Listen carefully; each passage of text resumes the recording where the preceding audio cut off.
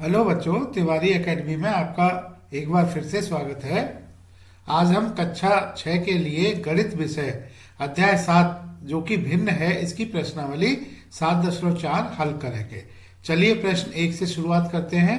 इस प्रश्न में दिया है प्रत्येक चित्र के लिए भिन्नों को लिखिए। भिन्नों के बीच में सही चिन्ह छोटा, बड़ा और बराबर का प्रयोग करते हुए इन्हें आरोही और अवरोही क्रमों में व्यवस्थित कीजिए। बच्चों पहले भाग ए कर लेते हैं।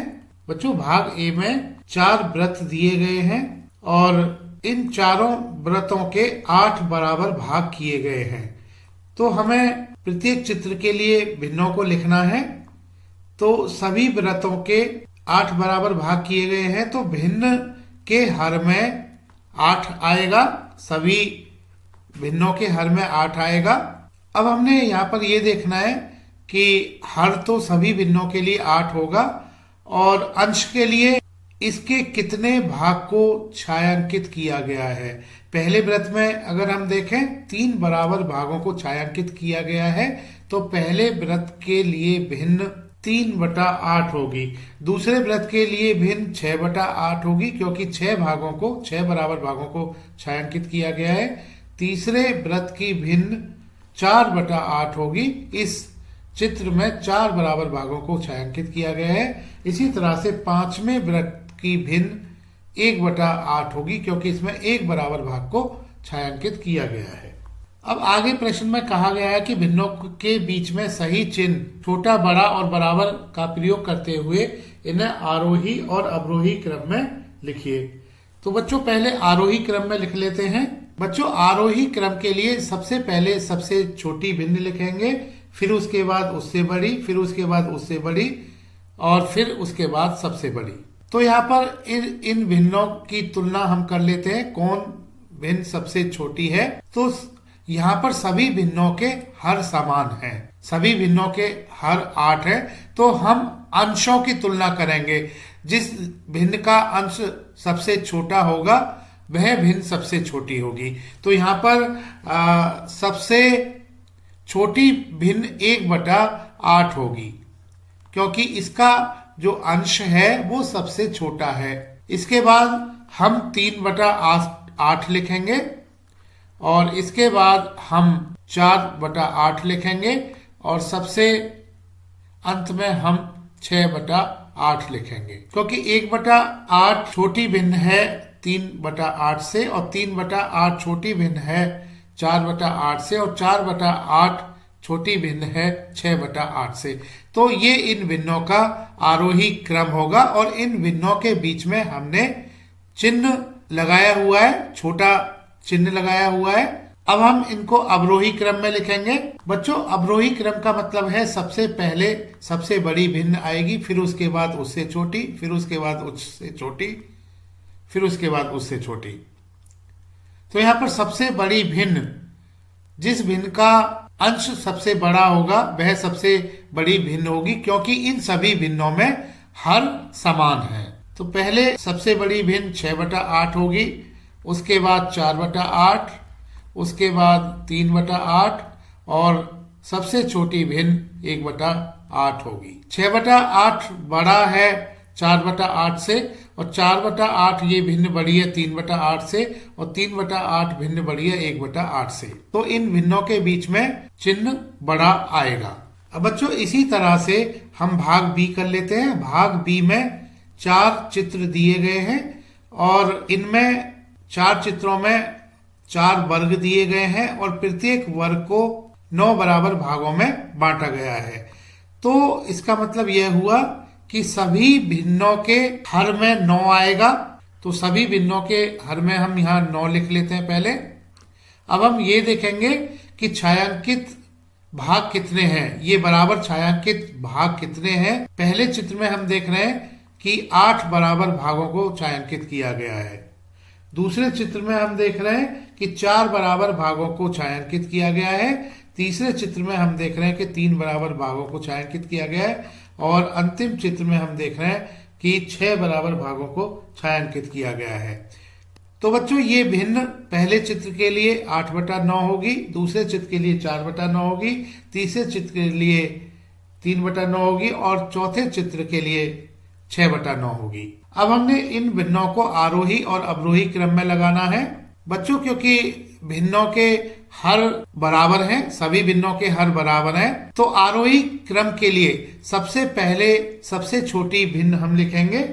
तो सबसे छोटी भिन्न जिस भिन्न का अंश सबसे छोटा होगा वह सबसे छोटी भिन्न होगी, क्योंकि इन भिन्नों के हर एक समान है। तो बच्चों 3/9 सबसे छोटी भिन्न होगी, इसके बाद 4/9 होगी, इससे बड़ी भिन्न, और इसके बाद इससे बड़ी भिन्न 6/9 होगी और सबसे बड़ी भिन्न 8/9 होगी।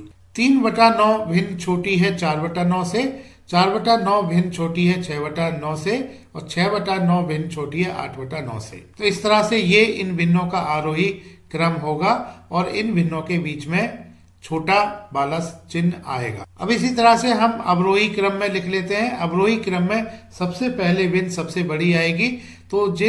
तो जिस भिन्न का अंश सबसे बड़ा होगा वह सबसे बड़ी भिन्न होगी, क्योंकि सभी भिन्नों के हर एक समान है। तो सबसे बड़ी भिन्न यहाँ पर 8/9 होगी, उससे छोटी भिन्न 6/9 होगी, उससे छोटी भिन्न 4/9 होगी और उससे छोटी भिन्न 3/9 होगी। 8/9 भिन्न बड़ी है 6/9 से और 6/9 भिन्न बड़ी है 4/9 से, 4/9 भिन्न बड़ी है 3/9 से। तो इस तरह से इन सभी भिन्नों के बीच में अवरोही क्रम के लिए चिन्ह बड़ा आएगा। भाग सी करते हैं। भाग सी में कहा गया है कि 2/6, 4/6, 8/6 और 6/6 को संख्या रेखा पर दर्शाइए।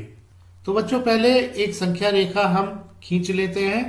अब बच्चों इस संख्या रेखा पर 0 और 1 के बीच में 6 बराबर भाग कर लेते हैं और इसी तरह से 1 और 2 के बीच में 6 बराबर भाग कर लेते हैं। अब 0 और 1 के बीच के 6 बराबर भाग किए हुए हैं, तो पहला भाग 1/6 को निरूपित करेगा, दूसरा भाग 2/6 को निरूपित करेगा, तीसरा भाग 3/6 को और चौथा भाग 4/6 को निरूपित करेगा, पांचवा भाग 5/6 को निरूपित करेगा और छठा भाग 6/6 को निरूपित करेगा।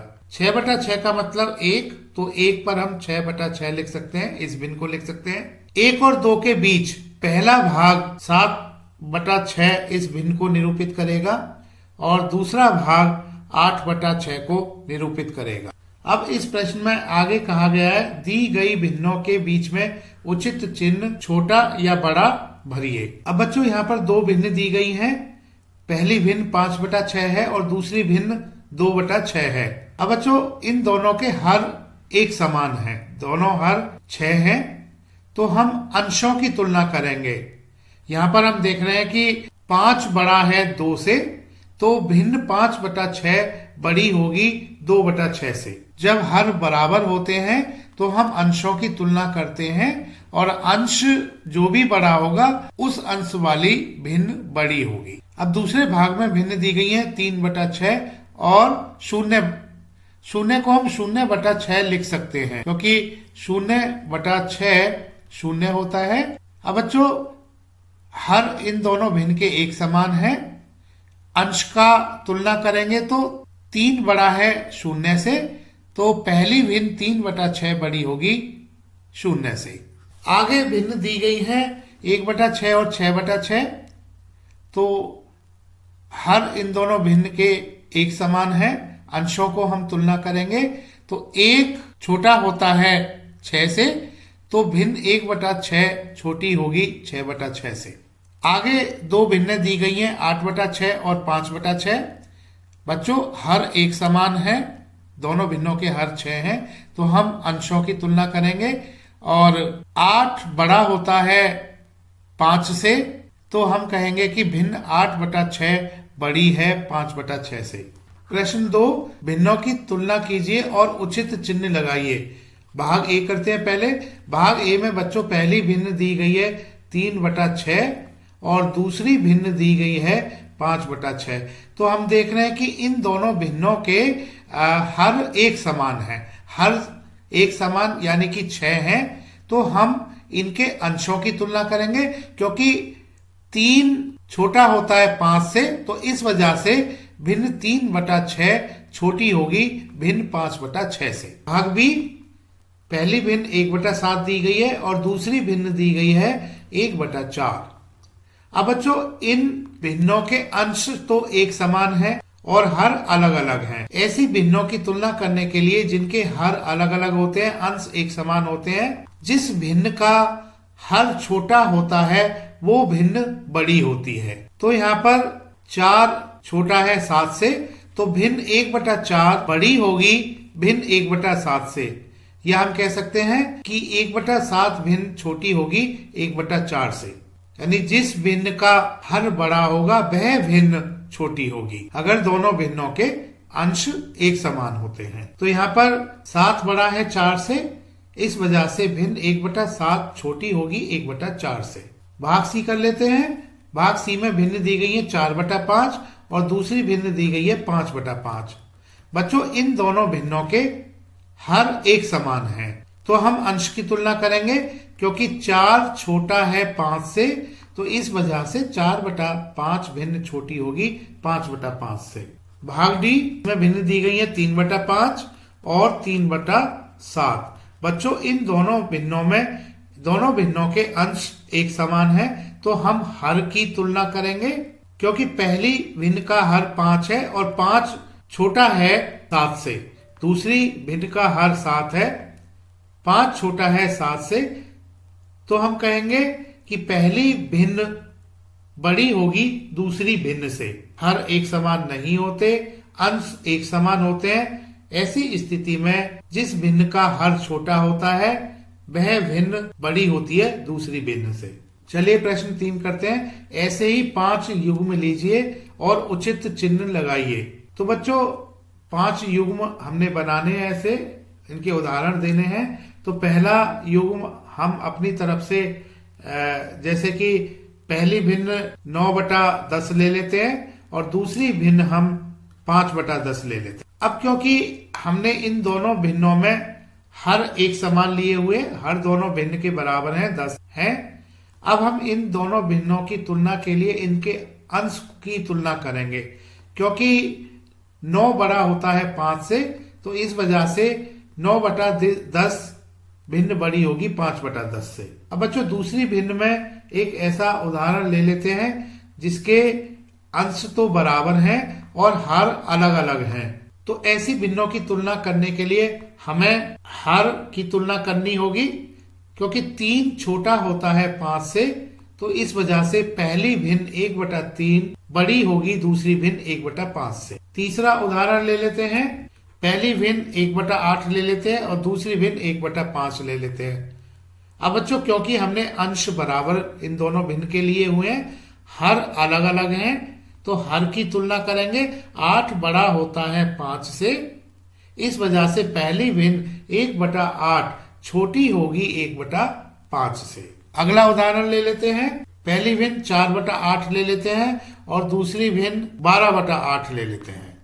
इन दोनों भिन्नों के क्योंकि हर एक समान है, तो हम अंश की तुलना करेंगे।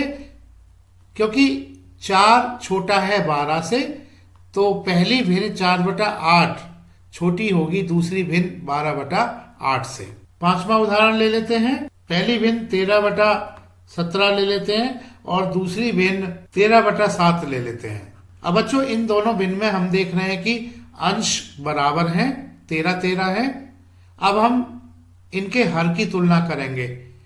क्योंकि 17 बड़ा है 7 से, तो पहली भिन्न छोटी होगी दूसरी भिन्न से, यानी कि 13/17 ये भिन्न छोटी होगी दूसरी भिन्न 13/7 से। प्रश्न 4, निम्न आकृतियों को देखिए और भिन्नों के बीच में उचित चिन्ह छोटा बड़ा या बड़ा लिखिए। तो बच्चों ये कुछ आकृतियां दी गई हैं। भाग ए, इसमें 2 भिन्न दी गई हैं, 1/6 और 1/3। तो हमें आकृतियां देखकर इन दोनों भिन्नों की तुलना करनी है। तो बच्चों 1/6 के लिए आकृति ये अंतिम आकृति होगी। तो बच्चों 1/6 भिन्न के लिए हम छायांकित भाग यहाँ पर दर्शा सकते हैं। तो ये हमने इस छायांकित भाग को यहाँ पर दर्शा लिया और बच्चों दूसरी भिन्न 1/3। तो 1/3 को हम इस आकृति में दर्शा लेते हैं। तो हमने यहाँ पर 1/3 को यहाँ पर इस आकृति में दर्शा लिया। अब बच्चों इन दोनों आकृतियों की अगर हम तुलना करें और इन दोनों आकृतियों में अगर हम छायांकित भागों को देखें तो स्पष्ट है कि 1/6 का जो छायांकित भाग है यह छोटा है 1/3 से। तो यहाँ पर 1/6 और 1/3 के बीच में छोटा चिन्ह आएगा। 1/6 भिन्न छोटी है 1/3 से। बच्चों भाग बी करते हैं। इसमें भिन्न दी गई है 3/4 और 2/6। तो इसी तरह से हम आकृतियों को पहले देखेंगे कि 3/4 वाली भिन्न दर्शाने के लिए कौन सी आकृति होगी और 2/6 भाग दर्शाने के लिए कौन सी आकृति होगी, और इन आकृतियों में हम इन भिन्न को दर्शाएंगे। तो 3/4 के लिए बच्चों ये आकृति होगी और 2/6 के लिए अंतिम आकृति को हम ले सकते हैं। तो बच्चों इस तरह से ये 3/4 हम यहाँ पर दर्शा सकते हैं। हमने इसको छायांकित कर दिया और दूसरी भिन्न 2/6 से इसकी तुलना करनी है। तो हमने अंतिम आकृति में 2/6 को यहाँ पर हमने दर्शा लिया। हम स्पष्ट रूप से देख रहे हैं कि 3/4 भिन्न का छायांकित भाग बड़ा है 2/6 भिन्न के छायांकित भाग से। 3/4 भिन्न का छायांकित भाग बड़ा है 2/6 भिन्न के छायांकित भाग से। तो 3/4 और 2/6 इनके बीच में चिन्ह बड़ा आएगा। 3/4 बड़ा 2/6। अब भाग सी करेंगे। भाग सी में भिन्न दी गई है 2/3 और दूसरी भिन्न दी गई है 2/4। तो बच्चों पहले 2/3 इस आकृति में हम दर्शाएंगे और 2/4 फिर हम दर्शाएंगे इसके बराबर वाली आकृति में, इसके नीचे वाली आकृति में। तो बच्चों पहले हम 2/3 दर्शा लेते हैं। तो ये आप देख रहे हैं कि हमने 2/3 को यहाँ पर दर्शा लिया और इसके बाद दूसरी भिन्न है 2/4। तो 2/4 भी हम यहाँ पर इसको हरे रंग से दर्शा लेते हैं। हरे रंग से हमने इसको छायांकित कर दिया। अब इन दोनों बराबर वाली आकृतियों में, ऊपर नीचे की आकृतियों में हम देख रहे हैं कि छायांकित भाग 2/3 बड़ा है छायांकित भाग 2/4 से। तो बच्चों 2/3 भिन्न बड़ी होगी 2/4 से। इन दोनों के बीच में बड़ा चिन्ह आएगा। भाग डी में दो भिन्न दी गई है 6/6 और दूसरी भिन्न दी गई है 3/3। अब बच्चों 6/6 दर्शाने के लिए हम अंतिम आकृति से इसको दर्शाएंगे और 3/3 दर्शाने के लिए हम ये नीचे से चौथी आकृति इसमें इसको हम दर्शाएंगे। तो बच्चों 6/6 का मतलब 6 बराबर भागों में से सभी भागों को 6 को छायांकित करना है। तो बच्चों इस चित्र में हम ये छायांकित कर लेते हैं। अब दूसरी भिन्न 3/3। तो हमने 3 बराबर भागों में से 3 भागों को ही छायांकित करना है। तो ये आप यहाँ देख रहे हैं, हमने इसको छायांकित कर लिया। अब हम इन दोनों भिन्नों की तुलना करें। दोनों चित्रों से हम देख पा रहे हैं, दोनों आकृतियों से, कि ये दोनों भिन्न बराबर हैं। क्योंकि छायांकित भाग बराबर हैं तो ये दोनों भिन्न भी बराबर होंगी। तो 6/6 भिन्न बराबर होगी 3/3 के। इन दोनों के बीच में बराबर चिन्ह आएगा। भाग ई 5/6 पहली भिन्न है और दूसरी भिन्न 5/5 है। अब बच्चों 5/6 इस भिन्न को दर्शाने के लिए हम अंतिम आकृति से दर्शाएंगे इसको, और इसमें हमने 6 बराबर भागों में से 5 बराबर भागों को छायांकित करना है और दूसरी भिन्न के लिए हम इससे ऊपर वाली आकृति से इस भिन्न को दर्शाएंगे। इसमें 5 बराबर भागों में से सभी 5 भागों को छायांकित करना है। तो बच्चों अंतिम आकृति में हम 5 बराबर भागों को छायांकित कर लेते हैं। ये आप देख रहे हैं कि हमने 5 बराबर भागों को छायांकित कर लिया है और दूसरी भिन्न 5/5। 5 में से 5 ही भागों को हमने छायांकित करना है। तो ये हमने यहाँ पर ये इनको छायांकित कर लिया। तो स्पष्ट रूप से हम देख रहे हैं इन दोनों छायांकित भागों को तुलना करने से हम कह सकते हैं कि भिन्न 5/6 का छायांकित भाग छोटा है भिन्न 5/5 के छायांकित भाग से। तो भिन्न 5/6 छोटी होगी भिन्न 5/5 से। तो बच्चों इन दोनों के बीच में छोटा चिन्ह आएगा 5/6 छोटा 5/5। अब बच्चों प्रश्न में आगे कहा गया है ऐसे ही 5 और प्रश्न बनाइए और अपने मित्रों के साथ उन्हें हल कीजिए। तो बच्चों पहले 5 प्रश्न हम बना लेते हैं। जैसे पहले प्रश्न में हम 2 भिन्न 1/2 और 3/6 ले सकते हैं। दूसरे प्रश्न के लिए हम भिन्न 2/3 और 3/5 ले सकते हैं। तीसरे प्रश्न के लिए हम भिन्न 3/4 और 4/6 ले सकते हैं। चौथे प्रश्न के लिए हम भिन्न 5/6 और 2/2 ले सकते हैं। छठे प्रश्न के लिए हम भिन्न 0/1 और दूसरी भिन्न 0/6 ले सकते हैं। अब बच्चों भाग 1 करते हैं। पहले इसमें हमने चिन्ह लगाना है इन दोनों के बीच में, क्योंकि बच्चों 1/2 के लिए जब हम आकृति इसी तरह से बनाएंगे तो हमने 2 बराबर भागों में से एक भाग को छायांकित करना है और दूसरी भिन्न के लिए 6 बराबर भागों में से हमने 3 बराबर भागों को छायांकित करना है। तो बच्चों आपने ऊपर की आकृतियों की तरह ही समान पट्टियों की लंबाई लेनी है, यानी सभी पट्टियों की लंबाई समान होनी चाहिए।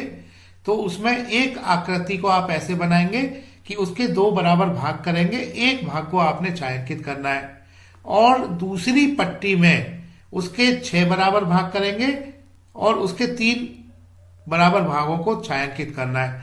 तो हम ऐसा करने से पाएंगे कि छायांकित भाग बराबर है, और अगर छायांकित भाग बराबर है तो ये दोनों भिन्न भी बराबर होंगी। तो इन दोनों भिन्नों के बीच में बराबर चिन्ह आएगा।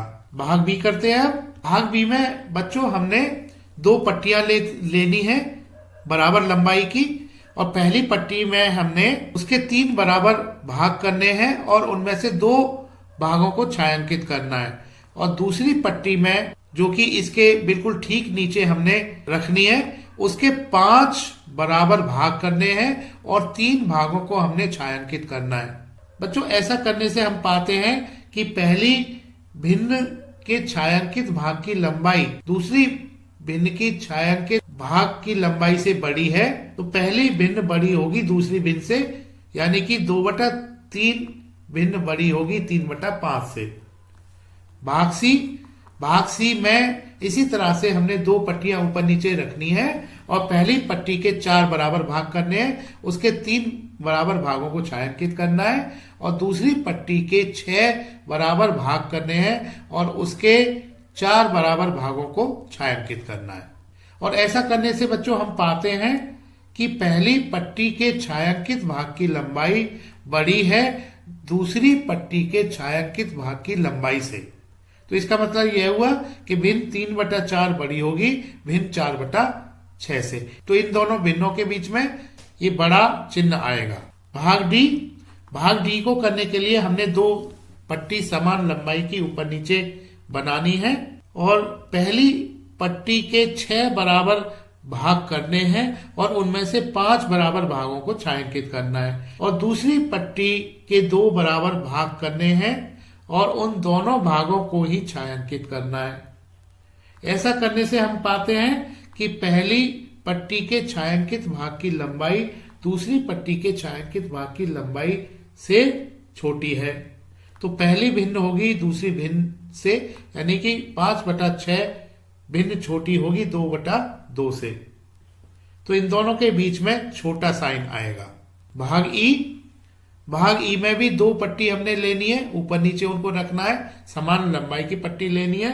पहली भिन्न का एक भाग, यानी हमने पहली भिन्न को विभाजित नहीं करना है, उसके भाग नहीं करने हैं और उसके हमने 0 भाग को छायांकित करना है। तो इसका मतलब यह हुआ 0 भाग को छायांकित करना है, मतलब पहली पट्टी ऐसी ही रहेगी, उसके छायांकित भाग की लंबाई 0 होगी। इसी तरह से हमने दूसरी पट्टी इसके 6 बराबर भाग करने हैं और हमने किसी भी भाग को छायांकित नहीं करना है। 0 भाग को छायांकित करना है, मतलब किसी भी भाग को छायांकित नहीं करना है। तो इसका मतलब यह हुआ कि पहली पट्टी में छायांकित भाग की लंबाई 0 है, दूसरी पट्टी में भी छायांकित भाग की लंबाई 0 है, तो ये दोनों भिन्न बराबर होंगी।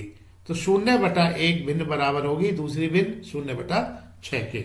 चलिए प्रश्न 5 करते हैं। देखें कितनी जल्दी आप करते हैं। उचित चिन्ह भरिए, छोटा, बराबर या बड़ा। बच्चों भाग ए में भिन्न दी गई हैं 1/2 और 1/5।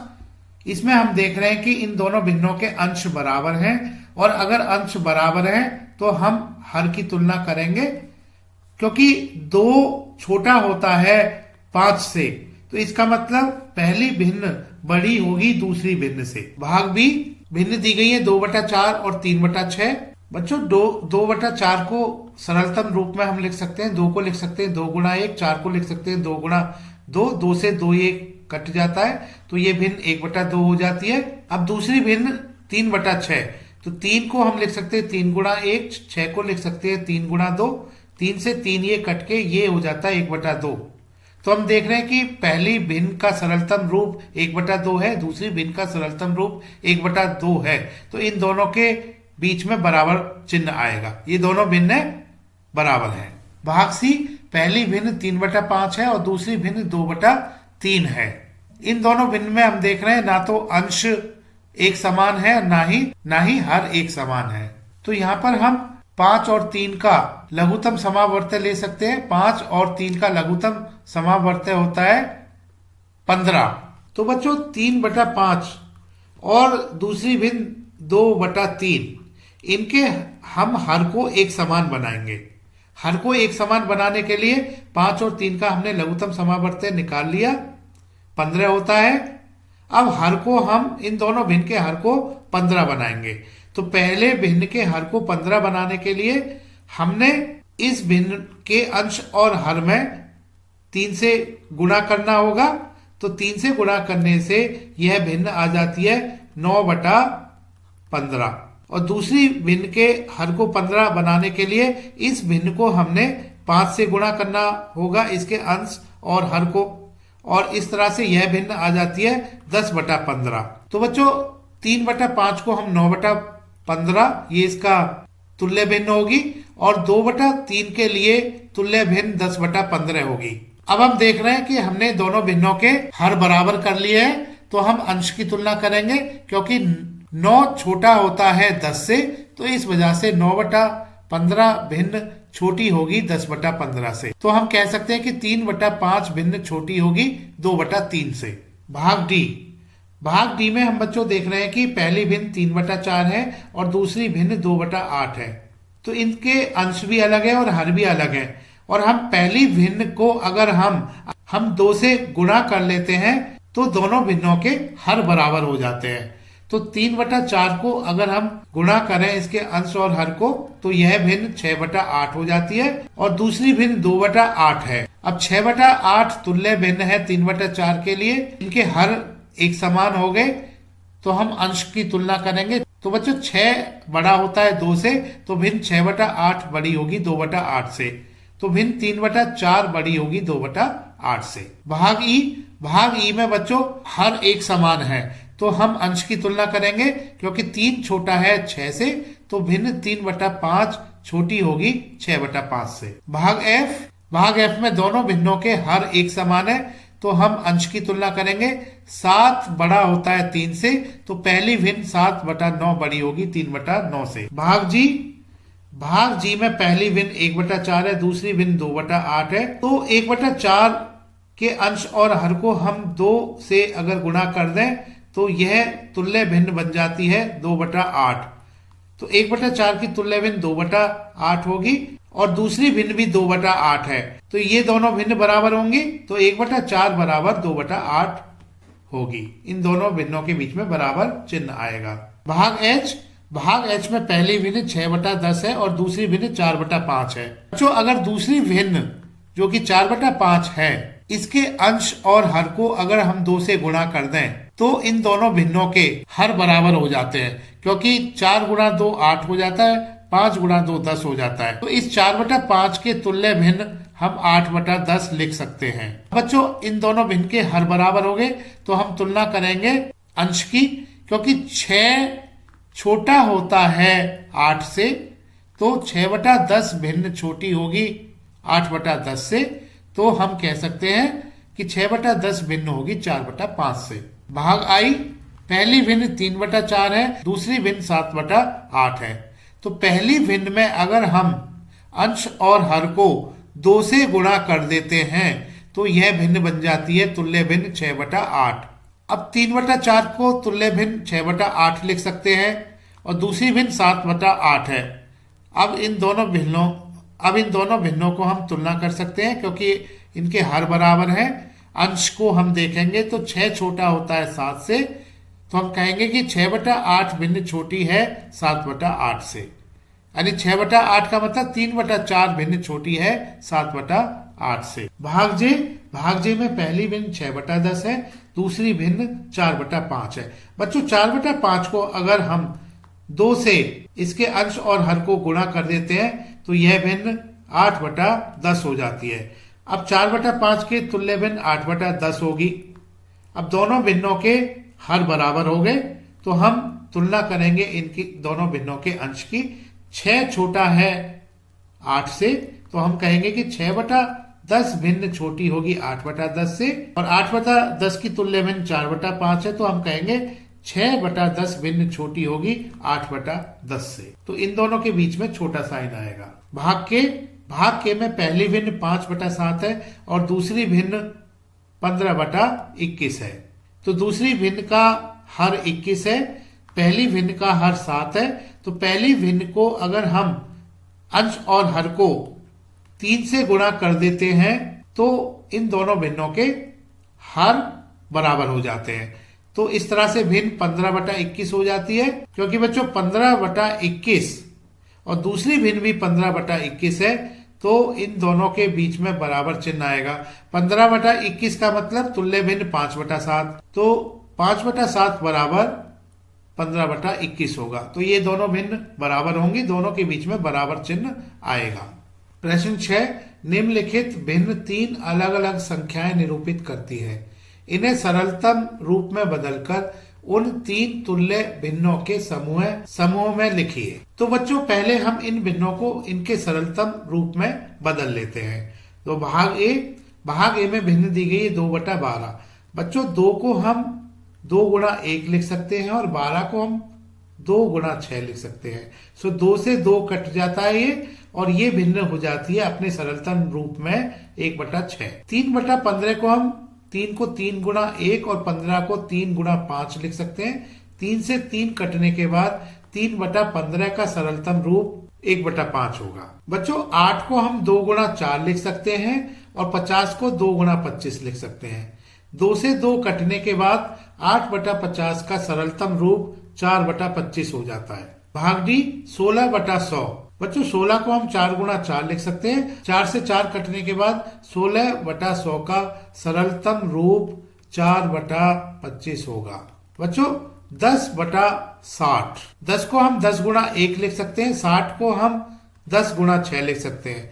तो 10 से 10 काटने के बाद 10/60 का सरलतम रूप 1/6 होगा। अगली भिन्न 15/75 है। बच्चों 15 को हम 15 गुणा 1 लिख सकते हैं और 75 को हम 15 गुणा 6 लिख सकते हैं। तो 15 से 15 कटने के बाद 15/75 का सरलतम रूप 1/6 होगा। भाग जी में भिन्न दी गई है 12/60। बच्चों 12 को हम 12 गुणा 1 लिख सकते हैं और 60 को 12 गुणा 5 लिख सकते हैं।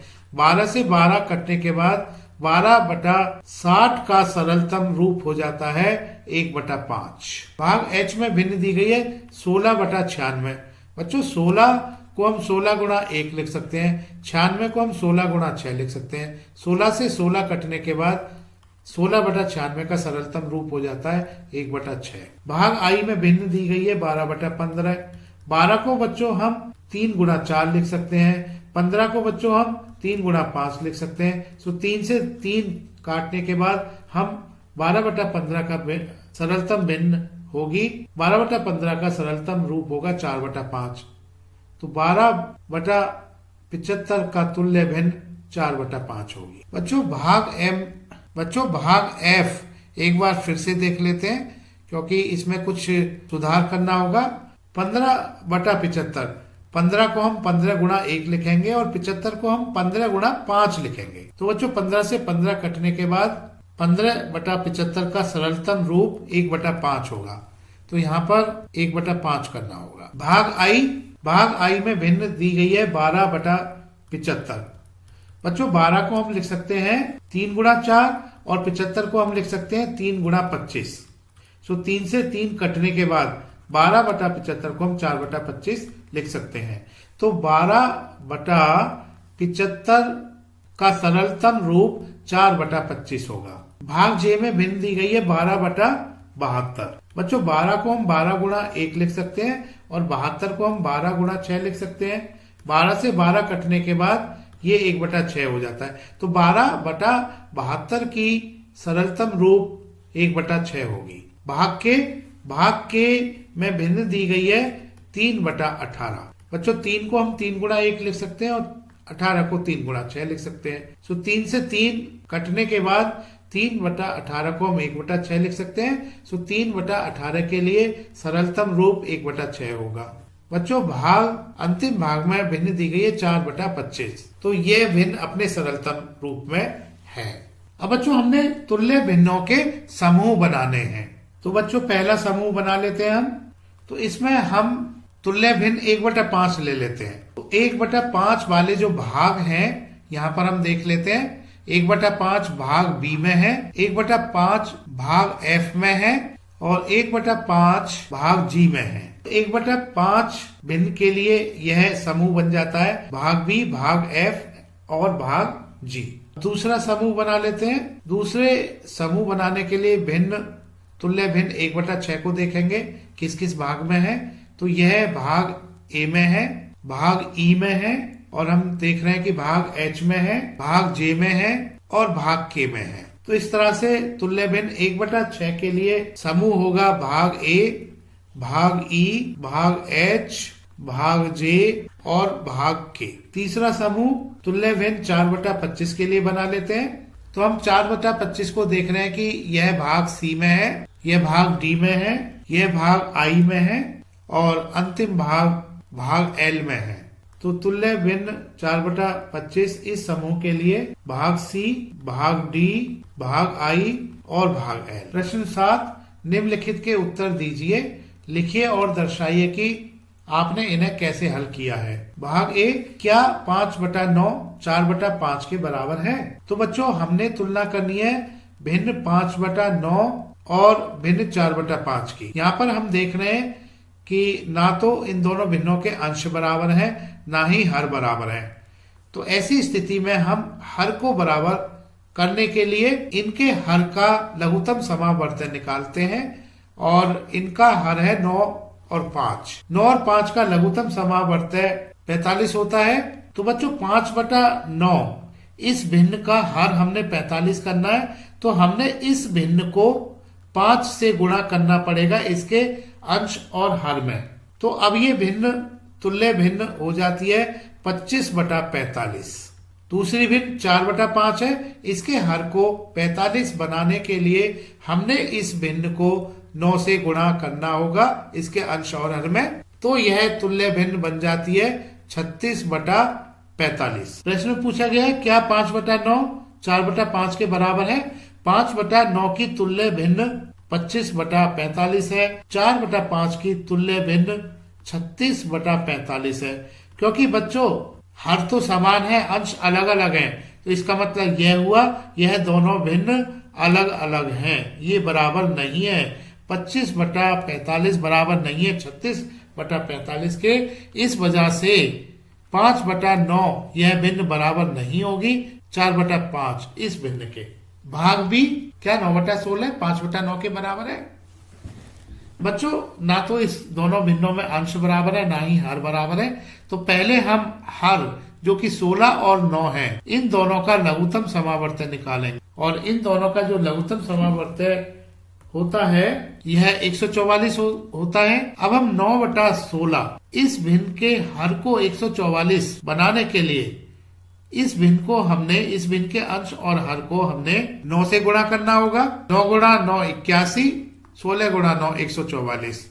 तो 9/16 का तुल्य भिन्न 81/44 144 होगा। दूसरी भिन्न 5/9 है। इस भिन्न के हर को 144 बनाने के लिए हमने इस भिन्न के अंश और हर को 16 से गुणा करना होगा। 16 गुणा 5 80 होता है, 16 गुणा 9 144 होता है। तो 5/9 की तुल्य भिन्न 80/144 होगी, क्योंकि बच्चों 81/144 बराबर नहीं है 80/144 के। इस वजह से हम कहेंगे, क्योंकि 81/144 की तुल्य भिन्न 9/16 है और 80/144 की तुल्य भिन्न 5/9 है, तो 9/16 और 5/9 ये दोनों भिन्न बराबर नहीं है। भाग सी करेंगे। भाग सी में भिन्न दी गई है 4/5 और 16/20। बच्चों इन दोनों भिन्नों में ना अंश बराबर है ना ही हर बराबर है, तो हम इन दोनों भिन्नों के जो हर है 5 और 20, इनका लघुत्तम समावर्त निकालेंगे और इनका लघुत्तम समावर्त होता है 100। अब हम 4/5 इस भिन्न का हर 100 बनाने के लिए इस भिन्न को हम अंश और हर में 20 से गुणा कर सकते हैं। तो ऐसा करने से यह भिन्न हो जाती है 80/100। दूसरी भिन्न 16/20 है, इसके हर को हमने 100 बनाने के लिए इस भिन्न के अंश और हर में 5 से गुणा करना होगा। 16 गुणा 5 80 होता है, 20 गुणा 5 100 होता है। तो बच्चों 4/5 की तुल्य भिन्न 80/100 और 16/20 के लिए तुल्य भिन्न भी 80/100 है। ये दोनों बराबर हैं, तो हम कहेंगे कि 4/5 ये भिन्न बराबर होगी 16/20 के। बच्चों भाग डी में दो भिन्न दी गई है, 1/15 और दूसरी भिन्न दी गई है 4/30। अब इन दोनों भिन्नों के ना अंश बराबर है ना ही हर बराबर है, तो हम इन दोनों भिन्न के जो हर है 15 और 30, इन दोनों का लघुत्तम समावर्त निकालेंगे। तो लघुत्तम समावर्त हम कह सकते हैं कि 30 होगा। अब बच्चों 1/15 है, इसके हर को 30 बनाने के लिए इस भिन्न को हमने इसके अंश और हर को 2 से गुणा करना होगा, तो यह भिन्न 2/30 हो जाती है। दूसरी भिन्न 4/30 है, इसका हर 30 है, तो इसको हम नहीं बदलेंगे, क्योंकि 2/30 बराबर नहीं है दूसरी भिन्न 4/30 के। 2/30 की तुल्य भिन्न क्या है? 1/15। तो हम कहेंगे कि 1/15 भी बराबर नहीं है 4/30 के। चलिए अब प्रश्न 8 करते हैं। इला 100 पृष्ठों वाली एक पुस्तक के 25 पृष्ठ पढ़ती है। ललिता इसी बुक का 1/2 भाग पढ़ती है। किसने कम पढ़ा? तो बच्चों ललिता के लिए तो भिन्न दी गई है और हमने इला के लिए भिन्न बनानी है, क्योंकि इला 100 पृष्ठों वाली इस पुस्तक के 25 पृष्ठ पढ़ती है, तो वह 100 में से 25 पृष्ठ पढ़ती है। तो हम इला के लिए पढ़े गए पृष्ठों की भिन्न बना लेते हैं। तो बच्चों इस भिन्न के लिए, क्योंकि कुल 100 पृष्ठ है, इसमें से वह 25 पृष्ठ पढ़ती है, तो इसके लिए जो भिन्न होगी 25/100 होगी। तो बच्चों 25/100 को इसके तुल्य भिन्न बना लेते हैं। 25 को हम 25 गुणा 1 और 100 को हम 25 गुणा 4 लिख सकते हैं। 25 से 25 कट जाता है, तो यह तुल्य भिन्न बन जाती है 1/4 के रूप में। 25/100 का मतलब 1/4। इला के लिए पृष्ठों की भिन्न जो होगी वो 1/4 होगी। अब ललिता के लिए जो भिन्न है वह 1/2 है।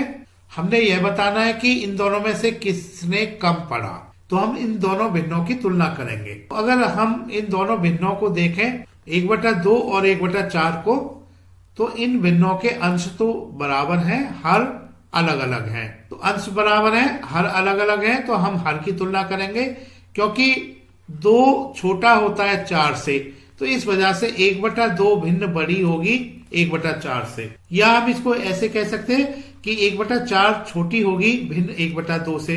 1/4 किसने पढ़ा? इला ने पढ़ा। और 1/2 किसने पढ़ा? ललिता ने पढ़ा। तो इसका मतलब यह हुआ इला ने ललिता से कम पढ़ा। प्रश्न 9, रफीक ने 1 घंटे के 3/6 भाग तक व्यायाम किया, जबकि रोहित ने 1 घंटे के 3/4 भाग तक व्यायाम किया। किसने लंबे समय तक व्यायाम किया? बच्चों हम इन दोनों भिन्नों की तुलना कर लेते हैं। पहली भिन्न 3/6 है और दूसरी भिन्न 3/4 है। अब क्योंकि इन दोनों भिन्नों के अंश बराबर हैं, तो हम इनके हर की तुलना करेंगे। क्योंकि 6 बड़ा होता है 4 से, तो पहली भिन्न जिसमें कि हर 6 है, दूसरी भिन्न जो कि 3/4 है, 6 बड़ा है 4 से, इसका मतलब 3/6 ये भिन्न छोटी होगी 3/4 से।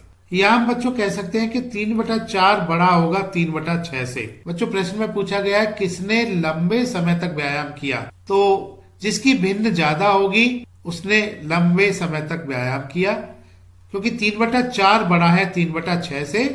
और 3/4 किसने व्यायाम किया 1 घंटे का? रोहित ने किया। तो हम कह सकते हैं कि रोहित ने लंबे समय तक व्यायाम किया।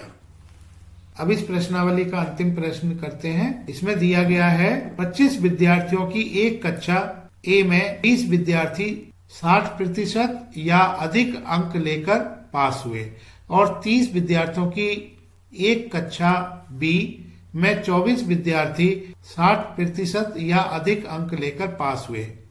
किस कक्षा में विद्यार्थियों का अधिक भाग 60% या अधिक अंक लेकर पास हुआ? तो बच्चों एक कक्षा ए दी गई है। कक्षा ए के लिए हम भिन्न बना लेते हैं। तो कक्षा ए में 60% या अधिक अंक लेकर 25 विद्यार्थियों में से 20 विद्यार्थी पास हुए। तो कुल 25 विद्यार्थी, उसमें से 20 विद्यार्थी 60% या अधिक अंक लेकर पास हुए। तो ए के लिए, कक्षा ए के लिए जो भिन्न होगी यह 20/25 होगी। बच्चों 20/25 को हम इसके सरलतम रूप में लिख लेते हैं। 20 को हम 4x5 लिख सकते हैं, 25 को हम 5x5 लिख सकते हैं।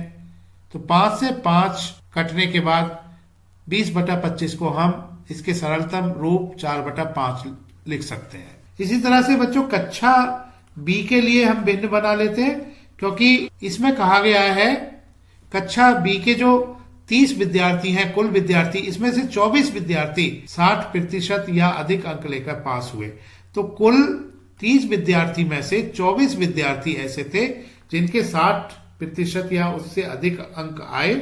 तो बच्चों कक्षा बी के लिए जो भिन्न होगी 24/30 होगी। के लिए भी हम तुल्य भिन्न बना लेते हैं। 24 को हम लिख सकते हैं 6x4 और 30 को हम लिख सकते हैं 6x5। बच्चों 6 से 6 काटने के बाद यह भिन्न बन जाती है, इसकी तुल्य भिन्न 4/5 हो जाती है।